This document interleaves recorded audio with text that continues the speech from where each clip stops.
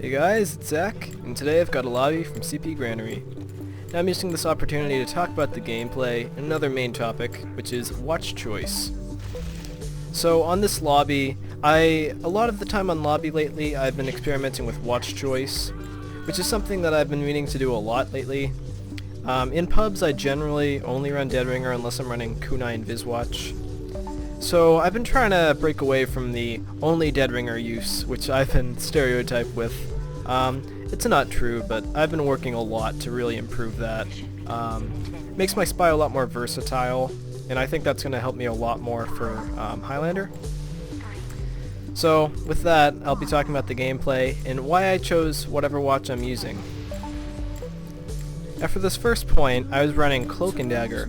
And that's because on defense, a lot of the time they're going to be targeting A first, and I don't find that a lot of teams really put much effort into defending A, because they really need a full team to back them up for B, which is the important point.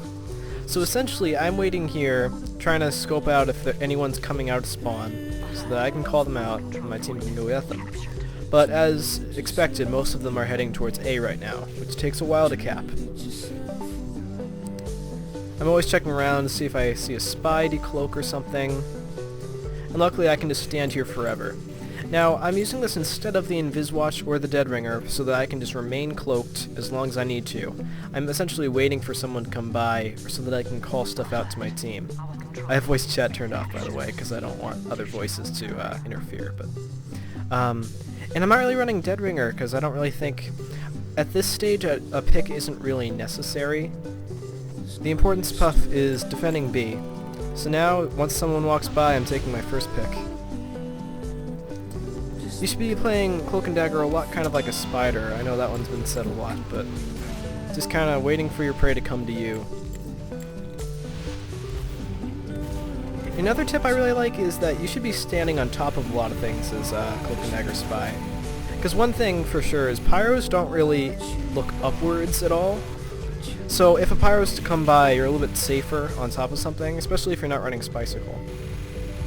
So here I'm just waiting for a good opportunity to strike. Their pyro's distracted, so I take down the heavy, and the med come down with him, so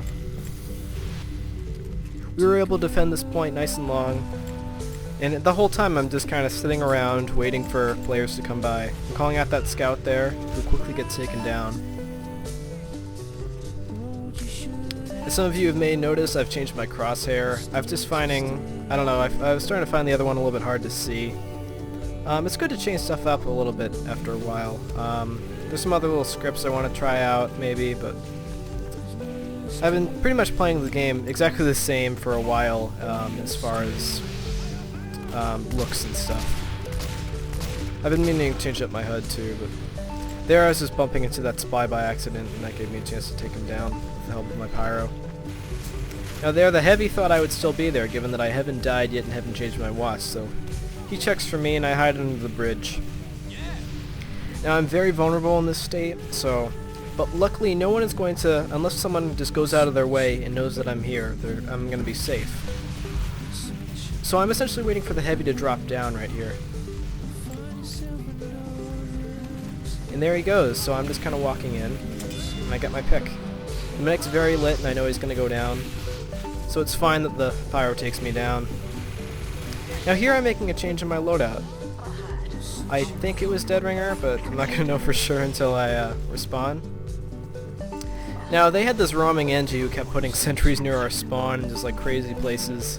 Very original tactic, I really don't see that a lot lately, but it's lobby, crazy stuff happens, so when I'm walking out of spawn, I'm pretty much checking for that right now. We still have control of B, but there are players attacking C, given that there are ways to get to it from A. And so now I saw the sentry up there, I saw it went down, but I'm just here to clean up the Engie. Now he spots me out, and since I get hit a couple times, yeah, I was running Deadringer. I didn't want to risk dying to that, because that would be a really stupid way to die. My pyro just comes and takes him out.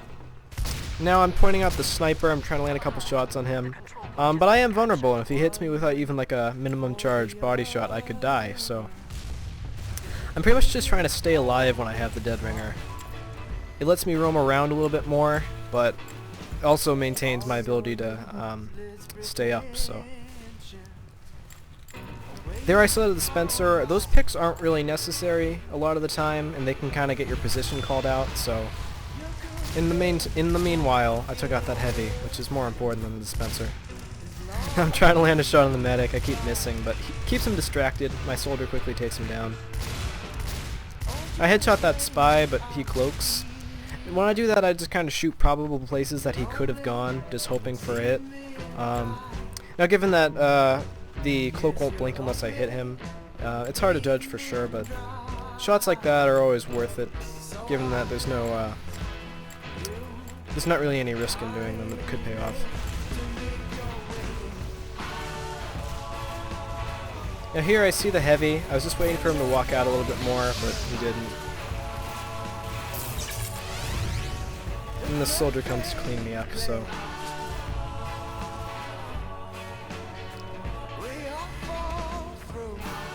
Now at this point we're still hanging on to B, and I'm going to change my loadout again. I think I went Inviswatch this life, so now I've used all three. And it's just about seeing what's working for you, given the time in the match and what needs to be done, so... I know that they're mostly going to be targeting A, and also there's that roaming engineer again, so... Now from this position I know that I'm not going to kill him, so I'm just making sure that the gun goes down. That's my top priority. Now he does hit me, and he was running a Southern Hospitality, which is something that does not happen much, and I just barely don't get to the health pack. But that's a wrench that I rarely find engineers using, but I think it's gone up in use more since the Strange PDA came out. Because it's one of those wrenches that you can't count sentry kills on, which I honestly think that if they fix that, everyone would be using it. It has kind of an obscure downside, which is the fire vulnerability, so when there aren't going to be any crits, it's a pretty good weapon to use, honestly, but I'm just a spy, don't listen to me about NG tips. Now since they have B, I kind of have to defend C here, just making sure that spy goes down. Now since I'm using Inviswatch, I'm going to start roaming around looking for players. There I see the heavy, and I'm decloaking right outside of his line of sight. He doesn't seem to be moving out at all, so I'm focusing my attention on the sniper. Now he's still remaining in the same spot, so I'm just hoping that he's going to walk out. And he never quite does, so... I was worried that he was facing towards me and that he saw me, so I'm just kind of backing up.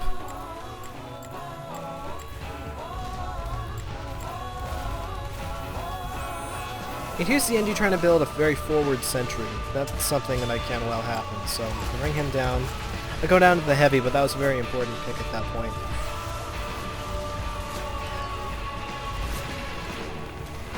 It was curious that they weren't running minis, but it's not something I see very often. It was kind of interesting to deal with. Now we were largely going down on C. They began capping here. So this is going to pretty much wrap up the video. We did end up losing the point, but I just thought that since I haven't released something in a while, I could talk about this. It's one of the most requested topics I've had. So yeah, I'll have a new frag up probably in a week. I really can't get them up every week anymore, guys. I'm sorry. I just got other important things in life, like finals and stuff, so forgive me for that. I will have one up soon. I've got some nice clips lying around. So yeah, talk to you guys later.